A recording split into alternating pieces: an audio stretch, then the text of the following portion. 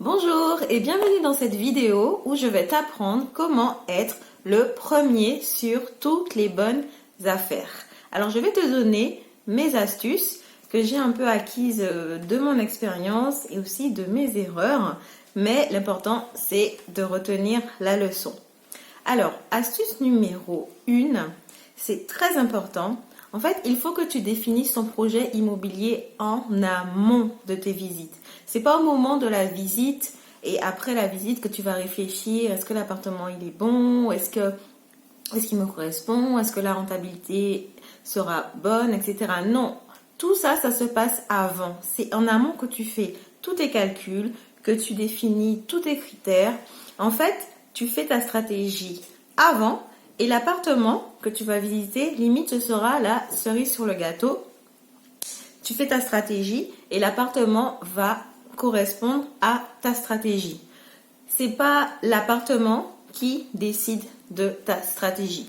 Donc vraiment, astuce très importante et qu'on ne pense pas à faire quand on est amateur, c'est de définir son projet immobilier en amont. Deuxième astuce, et là, il va falloir que tu mettes tes baskets à tes pieds. Oui, parce qu'en fait, il va falloir que tu marches beaucoup, que tu parles beaucoup à beaucoup de monde. Par exemple, quand tu décides d'une ville où effectuer tes recherches, tu vas devoir aller voir les commerçants, les habitants, le facteur, un peu toutes les personnes qui habitent dans le coin et tu vas leur parler de ton projet. Tu vas dire, ben voilà, je m'appelle un tel, je souhaite investir dans l'immobilier ou je souhaite acheter tout simplement et je recherche tel bien, tel bien, tel bien.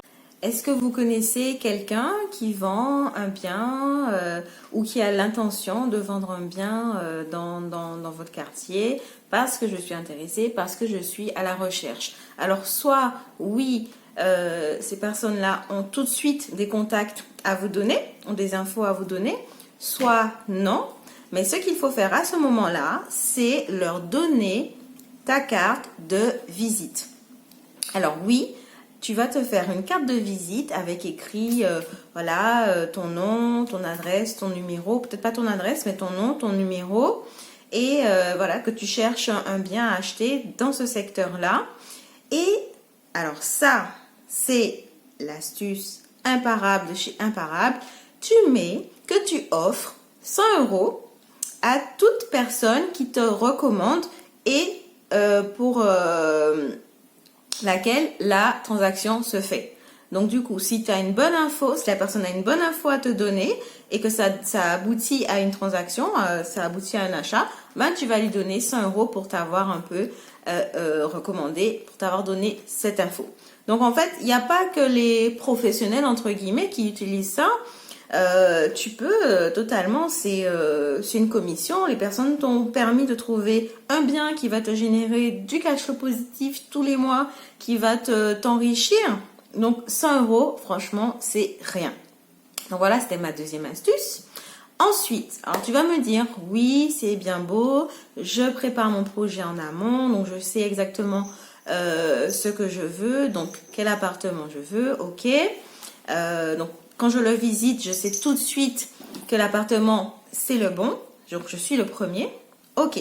Ensuite, deuxième astuce, je t'ai dit que oui, tu visites en amont le quartier pour qu'on puisse t'appeler en premier, surtout avec la récompense, pour qu'on puisse t'appeler en premier en cas de bonne affaire.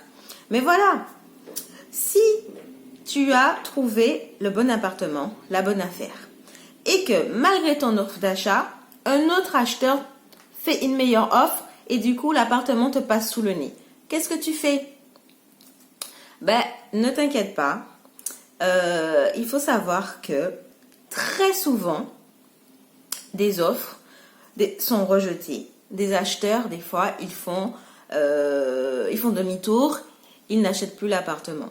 Donc du coup, ce que tu peux dire au vendeur, c'est que toi, tu es quand même intéressé, tu comprends qu'un acheteur a eu l'offre avant toi, pas de souci, mais que tu restes intéressé, tu restes motivé et de te contacter si jamais l'acheteur se rétracte ou si jamais son offre de prêt ne passe pas. Parce qu'en fait, si c'est le cas, si l'acheteur se rétracte ou si son offre de prêt ne passe pas, Le vendeur, il devra faire quoi? Il devra remettre une annonce, il devra refaire des visites, etc., etc. Donc, grosse perte de temps pour lui.